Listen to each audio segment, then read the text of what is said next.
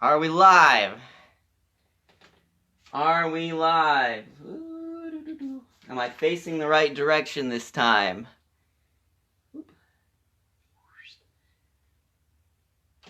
So, hello everybody. This is Matt. Looks like we are working. Am I facing the right direction this time? Last time I was not. Let's see, and I tried to fix it, but I don't know if it made it better or worse. Am I backwards?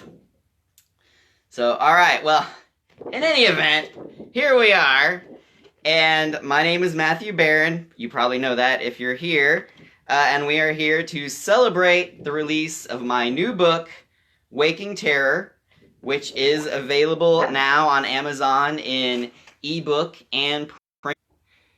And it looks like our video got disrupted, but I believe we are still going. So I may not be able to see comments though right now, unfortunately, which could be a problem. Everybody, if you can hear me, hit the like button. Somebody type a comment so I can see if I can see. Alright, well, somebody, it looks like, okay, maybe I can see it. Anyway, what we're going to do today is we're going to talk about my book. I'm going to do a little reading, and we're going to answer a few questions, and then if I can figure out this whole comment thing, which we're having a little technology issues, but then I'm going to give away a free ebook and a free audiobook. The audiobook is unfortunately not officially available yet. It should have been, and I actually don't even have my print books yet. This is a really weird time and really weird way to do a book release, let me tell you. With the pandemic, doing it virtually is really weird. Shipping times have been increased.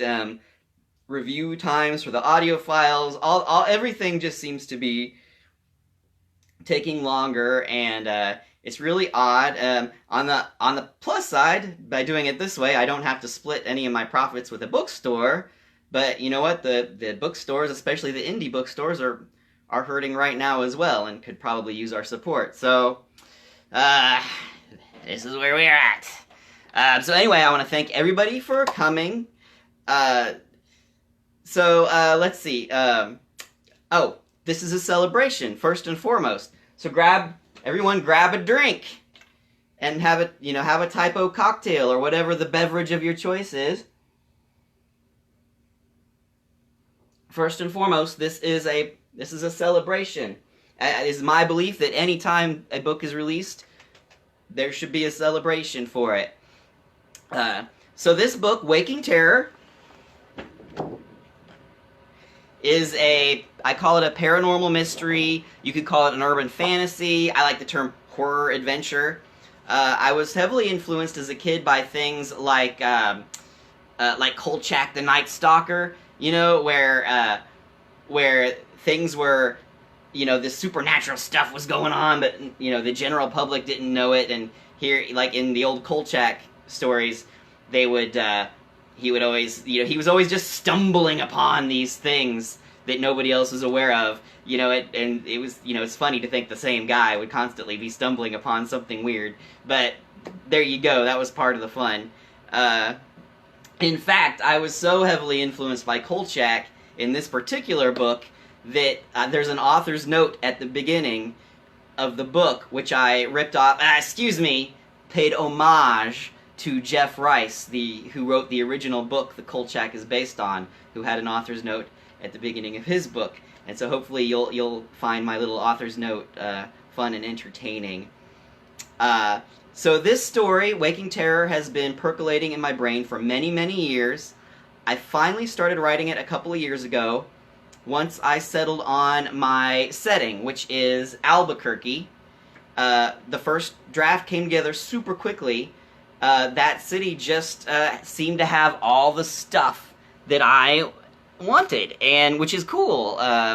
And once I had that, it had energy research going on, big open spaces, deserts, the Sandia Mountains, and yet it was familiar to me. The the environment there, even though, ironically, I have not been to Albuquerque myself. I had planned to go in the spring. Some mysteriously my plans of travel this spring got canceled. I'm sure you may know why. So anyway, I consider this book to be a mystery, and I think some people will figure out what the villains are really up to by the end. And the character himself, the main character, also has a bit of a mystery to him, and I think that that also will make the story exciting.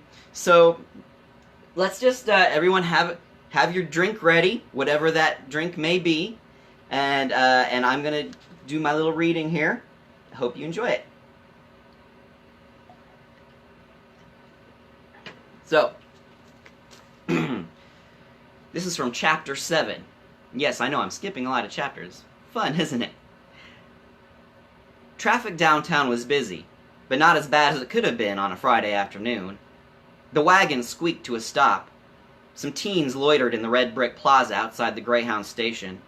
I wondered why they weren't in school, but that wasn't any of my business. A petite man with brown mop-top hair and round glasses hopped in my car and tossed a small canvas bag in the back. Larry's hair and glasses kind of reminded me of John Denver. He wore a white tunic shirt with gold trim and reeked of patchouli oil, what I called hippie smell. I'd met Lawrence Larry Papakis on a case a while ago. I didn't know him well, but he came highly recommended.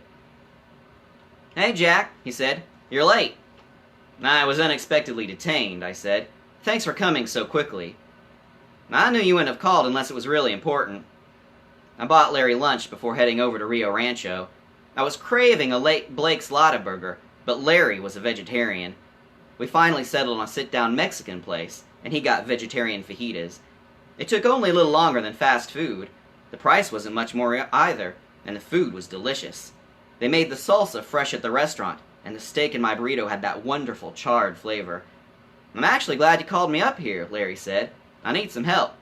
"You need a PI?" "No, nothing like that. There are a few Indian reservations around Albuquerque. I thought maybe you could point me to a shaman familiar with Native American folklore regarding shapeshifters." I flexed one of my hands and my knuckles popped. What would I know about shapeshifters? Larry smiled like he knew something he shouldn't. "I thought since you live up here, you might have some contacts with the local tribes." I narrowed my eyes at the vegetarian. "There was animal lard in those refried beans you just ate." Larry lifted his eyebrows. "What is this sudden negativity about?" I got up to pay the check, suddenly angry and not quite sure why. Larry claimed to talk to spirits. A day ago, I wouldn't have believed it. But today, I wondered what those spirits had been telling him. I had invited him here to help with Alice, not to nose around in my business. Larry followed me out to the car. "Did I say something to upset you?" Larry was into all sorts of weird stuff. I realized not everything was about me. Forget about it. It's been a strange couple of days, and I'm probably more irritable than normal. But that's no excuse for me to be an ass. I really am grateful to have you here. I'm at an impasse on this case. I don't know anything about ghosts or spirits. I need the help of an expert. I doubt any living person can be called an expert on the afterlife, but I've got more experience than most. Despite making amends, it was still a quiet drive. Larry let his arm hang out the open window and watched the world fly by. I clicked on the radio and invited him to pick a station. Larry wheeled through static and settled on a soft 80s synthesizer. Lady in Red came out of the functional speaker in tinny mono. The wind and the road faded into the background as Chris de Burgh's haunting vocal played. I thought of poor Alice in her red dress and wondered if a person could still feel pain after they died. We finally pulled up to Stevie's house in Rio Rancho. The door to the house remained unlocked from the night before. I half expected to smell smoke, but the house was exactly as I had left it, empty of furniture and debris. Larry dropped his satchel in the corner and circled the room. Returning to his bag, he pulled out a 1.5-foot gold rod. Green ribbons drifted around the wand as he waved it around the room. "Spirits of the house, by the power of the caduceus, I command you to appear! I normally didn't buy into this talking to spirits thing, but Larry was well respected by a very cynical acquaintance of mine. Still, watching him circle the room waving those ribbons and shouting into empty space looked pretty silly. He looked more like a baton twirler than some kind of exorcist. Larry climbed the stairs with the wand held in front of him. I followed in the wake of his patchouli cloud. He waved the wand from side to side, and then made his way to the bedroom. "The Caducifer commands! Spirits awaken! Alice McGinnis, come forth!" Larry seemed to be zeroing in on the bullet hole in the wall, but turned to me and shrugged. "No ghosts here." "There has to be." He held up the wand. "I've got the caduceus. If there were spirits here, they would be forced to manifest." I gazed through the window at old Abby's house across the street. Is it possible this boogeyman is a real-life demon who took Alice's ghost away? Larry's eyes softened. Then there should still be some trace of the entity. We would at least be able to discover which hell she was taken to, but there is nothing here. I turned to Larry. "There's more than one hell?" He nodded. "And I thought just being dead was bad." "I'm afraid there are much worse things than death." Poor Alice. She just wanted what all of us want. Someone to love her. "It isn't common for demons to physically manifest on Earth like this," Larry said. "Not unless someone here summoned it." My mind drifted to husband Stevie. He had to be in on the plot, but didn't seem the type to put on dark robes and chant, or whatever one did to summon evil spirits. Either did mad scientist Dr. Bowman, for that matter. What did rogue scientists, stolen energy plans, and dirty cops have to do with summoning literal demons? "What about rings?" I asked. "What about them?" "Could a ring be used to summon a whatever this is?" "Special rings can be sacred to specific entities, and rings are sometimes used to bind jinn." "Jinn? Genies like Barbara Eden?" "Something like that. Demons, angels, jinn, fairies. Not all spirits are ghosts of people." Different... Oh. Fairies? That's a real thing? Different cultures look at the same beings in different ways. I raised my eyebrows and shook my head, suddenly feeling very small in a big, mysterious world.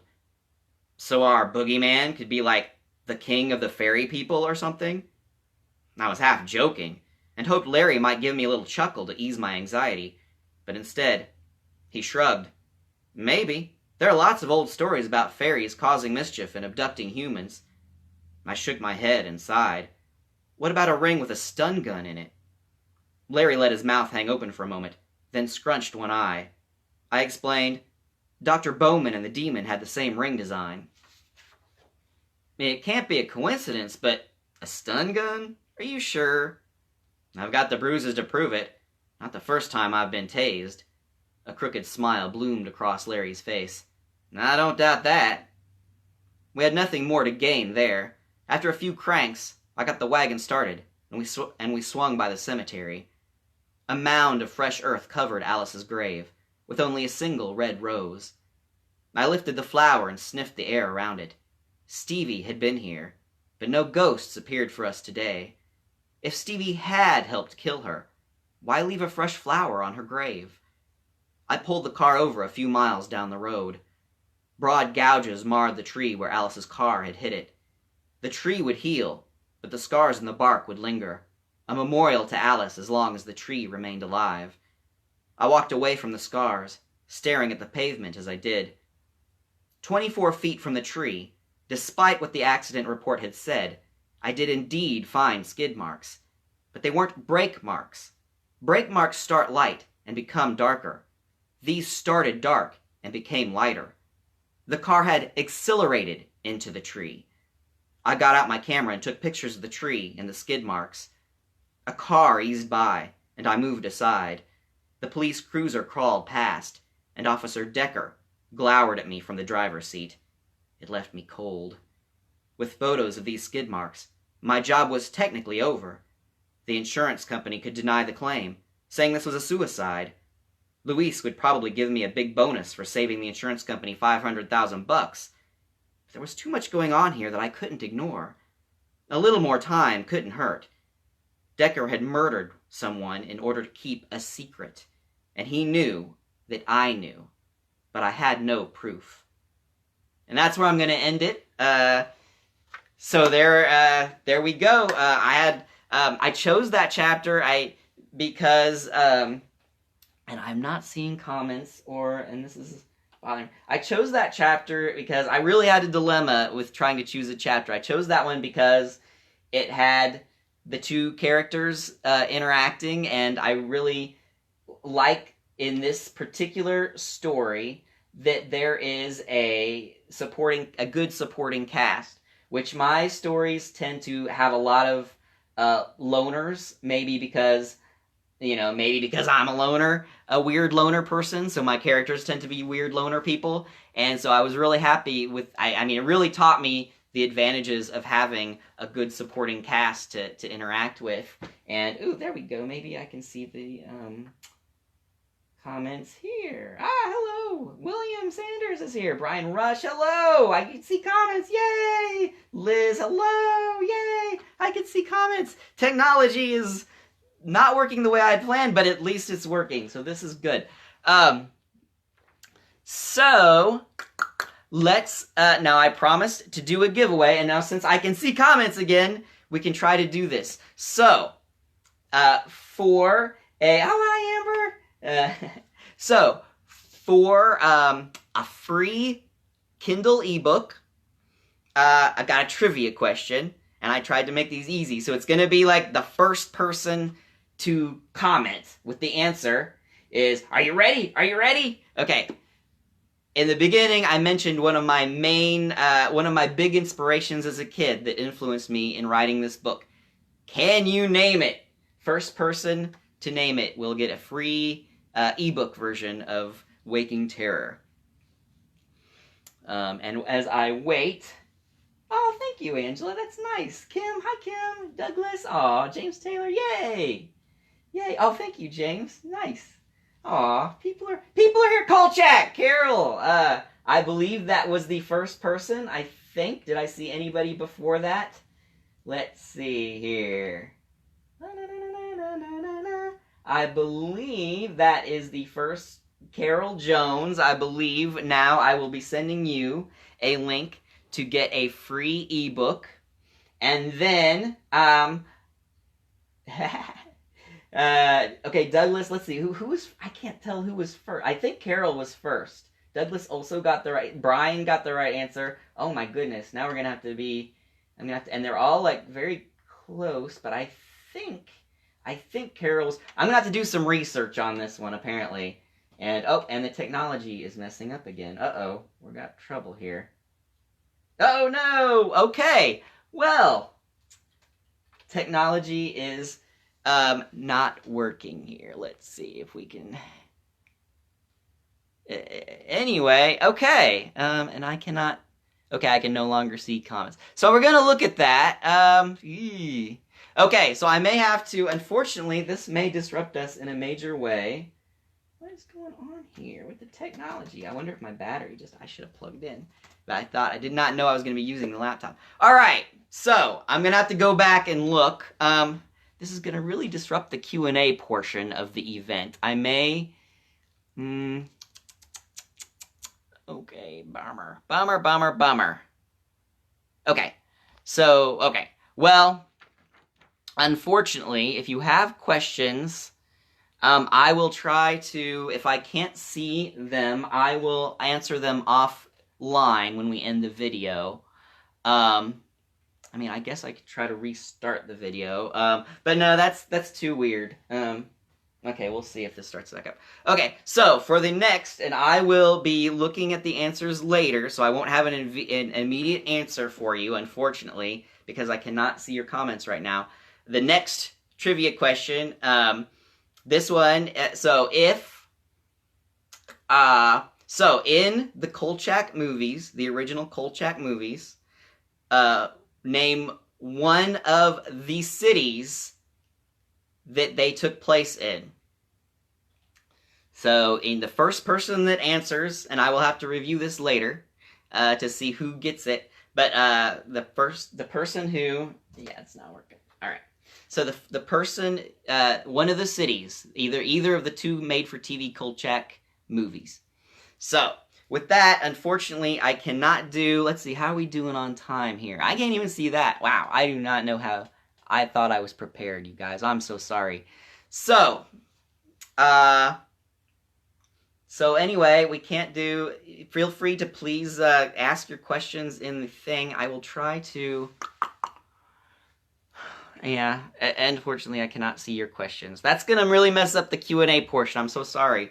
I will say that that the main character in the story, again, he has some unusual things about him, and he has a powerful sense of smell as one of his unusual weird quirks. And so with this story, I tried to open every scene like traditionally I would open a scene with what the character sees when he walks in a room, and with this character, I tried to have him do like what does he smell in the opening scene, and that's actually been really beneficial for me in my other writing. Actually, when I stepped away from this and looked at some of my other projects, my short stories, just having that other sense that inexplicably I was ignoring quite a bit, it's been really good for me, and I think this story is it's fun. There's not a lot of politics or anything like that in this particular story, which at this particular moment in time, I think people can use. It's a weird time right now. So, let's see. I hope people enjoy this book, and I write things that I think I would enjoy, things that I myself as a kid would have enjoyed, and things that today I would enjoy. And so I hope other people enjoy this book as much as I enjoyed writing it. It's fun too. Like, I mean, with this book, I would look in the proofreading process. I would set it down for a while, come back to it, and I'm like, did I write this? You know, I mean, so, you know, it's one of those mysterious things that the creative process, once you've given birth to something, and then to watch it go out and have a life of its own is pretty cool. And here we are, the birthing moment of Waking Terror. I'm working on a sequel, which hopefully will be out later this year, which is good, especially for marketing. If you know me and follow me, you know that a lot of my books are very different. People will buy a book from me and then see me at an event the next year and say, "Ooh, I really like that book. Do you have one like it?" And I usually say, "Nope." And then they walk away. But this time around, I'm going to be working on a sequel, and so hopefully that will be fun. Again, thank you so much for celebrating with me. Inviting you. I unfortunately cannot see your comments right now, but please have a drink. A toast to Waking Terror. And thank you so much for celebrating with me in this really weird way, in this really weird time. And I hope you like this story, and I hope if you like it or if you hate it, you will consider possibly leaving a review for it. If you don't, that's okay too. And just thank you so much for the support. It means so much to me. So anyway, since I can't do the Q&A, I'm going to go ahead and log off of the video portion. But continue to, I'm going to go back and look up through the comments once I get off of here, and we will, and I will engage with you offline, or off video, online, but off video. So again, thank you so much, and raise a glass with your favorite beverage, and thank you very much, and I'll be seeing you in the comments section. Thank you so much, and hopefully we will be seeing each other live in real life sometime soon when we can. All right, thank you.